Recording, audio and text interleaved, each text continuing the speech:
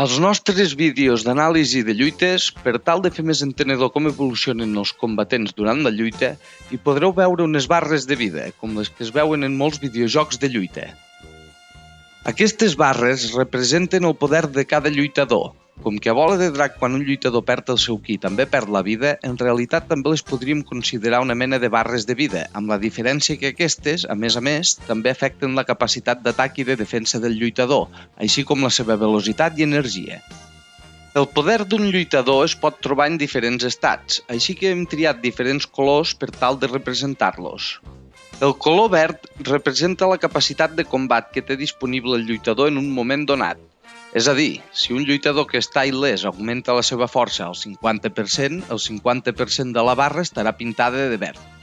En groc hi pintarem el poder que ha perdut, però que es pot recuperar a curt termini i durant el combat, ja sigui reposant una mica o dosificant-se lluitant una estona a la defensiva.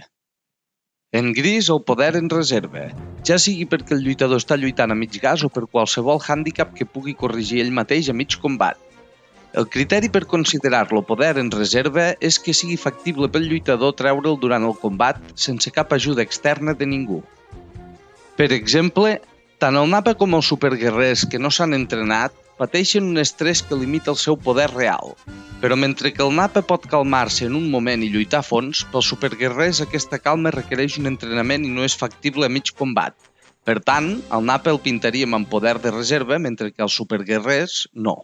Sense pintar hi quedarà la força que ha perdut definitivament, és a dir, la que no es pot recuperar en situacions normals de lluita i es necessitaria de repòs o mongetes màgiques per restablir-la. El total de la barra representarà la força màxima que podria arribar a tenir un lluitador en un combat determinat si lluités al màxim del seu poder, sense cap desgast, ni per ferides ni per cansament. Som conscients que amb tants colors el sistema pot resultar difícil d'entendre, però creiem que és el que millor representa la visió del Toriyama sobre com funcionaven els seus combats. De fet, inicialment teníem pensat representar el dolor immediat que pateix un lluitador, que l'incapacita per atacar i moure's, amb un altre color addicional, però era massa feina per un detall que tampoc és que afecti gaire els combats, si més no comparat amb la resta de factors. Si en algun punt val la pena comentar aquest aspecte, ho farem via la narració.